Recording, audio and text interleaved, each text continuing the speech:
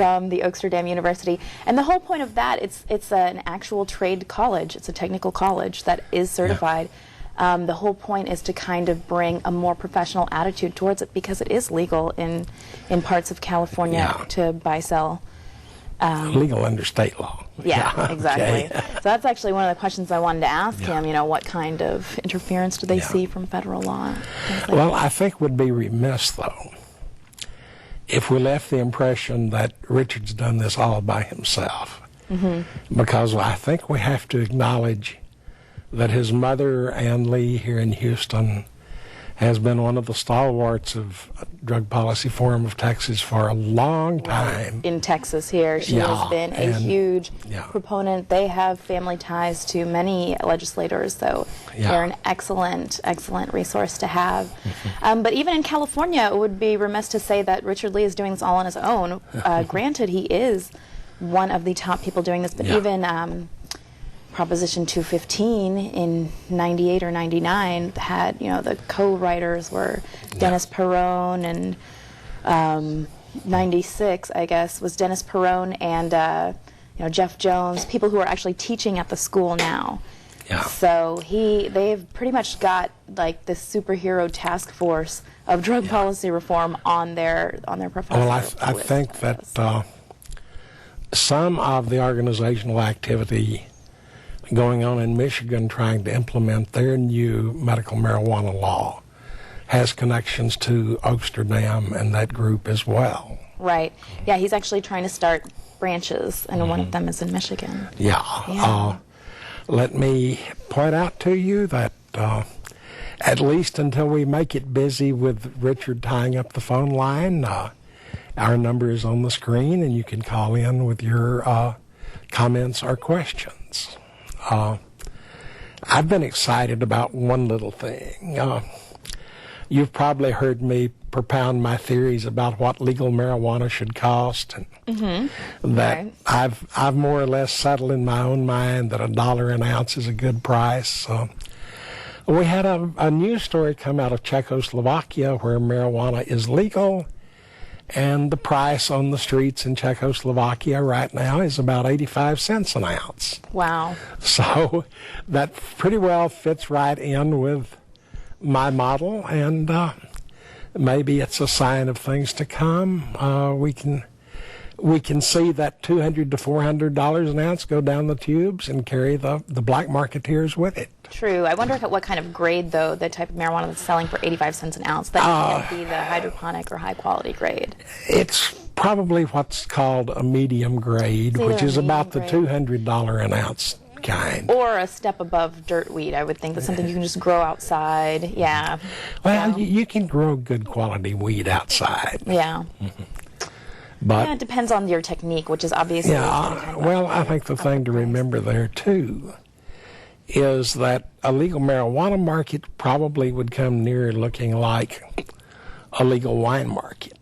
Right. That you can go in and buy a gallon box of cheap Zinfandel for $10, or you can select a better vintage and pay $1,000 a bottle. Right.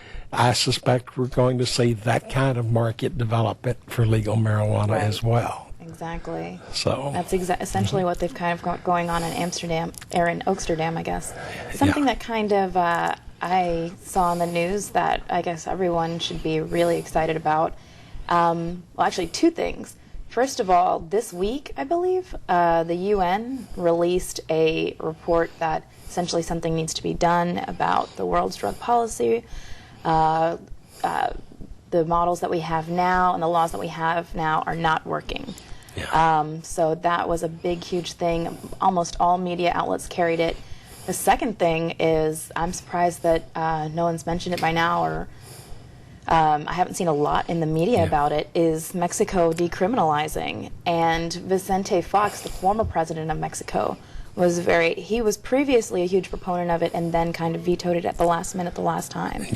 And now they have, I believe they've signed it in, or Calderon's the going Congress to sign has passed it. Calderon has not signed it yet. He's still got 2 or 3 weeks now. Right, but he's pretty much set to sign it, In the print media, it's gotten fair coverage. It's been front page on most of the leading newspapers. I don't see enough TV news myself to say what they've been doing with it. But right. Usually Lou Dobbs, and surprisingly Glenn Beck has been talking about how he hates the war on drugs. I read that recently. That was kind of a surprise. But yeah, you know, we're seeing a real shift and we're seeing real change kind of globally. And it looks like we have a caller. Okay. Hello, welcome to Drugs, Crime, and Politics. Hi, yes. I'm calling about, this question is actually about drugs, crime, and politics. Sure. And it's also dealing with the 13th Amendment. And my question is for the professor. Okay. In the 13th Amendment, it says that no person in this country can be made a slave or forced into indentured servitude except for the punishment of a crime and after it's been duly convicted in a court of law. In the United States, we have a large population of African Americans who are largely incarcerated in this country at disproportionate rates.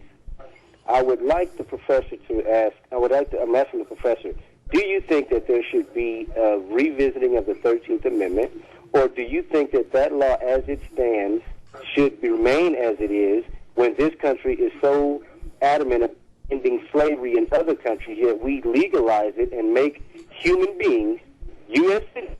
slaves, under the law in the United States? Okay. That's a good question. Let me back up part of what you're saying by pointing out that according to several studies, young African American men up through about age 35 or so, almost a third of them are either serving sentences, are in jail waiting trial, or on probation or parole. That is highly disproportionate to the white population, where the same thing would be down in single figures. As far as the Constitution is concerned, to the extent that there is a constitutional argument here, and there may very well be, I think that it would be under the 14th Amendment equal rights provisions rather than under the 13th Amendment involuntary servitude provisions.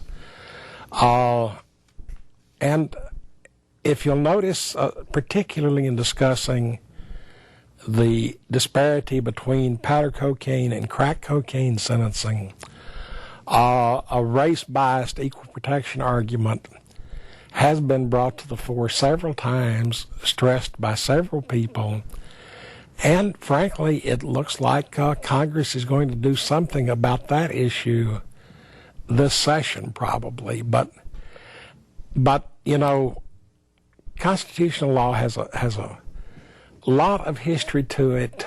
I think it would be really a very, very, very hard job to resurrect and totally reinterpret the 13th Amendment to cover this issue. But there are very strong arguments that can be made about the racial inequalities resulting from the application of the current drug laws under the 14th Amendment equal protection clauses. So yeah, I think you're right in that there are certainly constitutional issues here that need to be looked at more closely, but my suggestion would be to look to the 13th rather than the 14th. And if you remember, the two of them were passed more or less as a package deal, so that the two of them together would accomplish the result that was aimed for, rather than either one of them carrying the load by themselves. And then a year or two later, they had to add the 15th Amendment for stronger protection for voting rights as well. But normally the 13th, 14th, and 15th are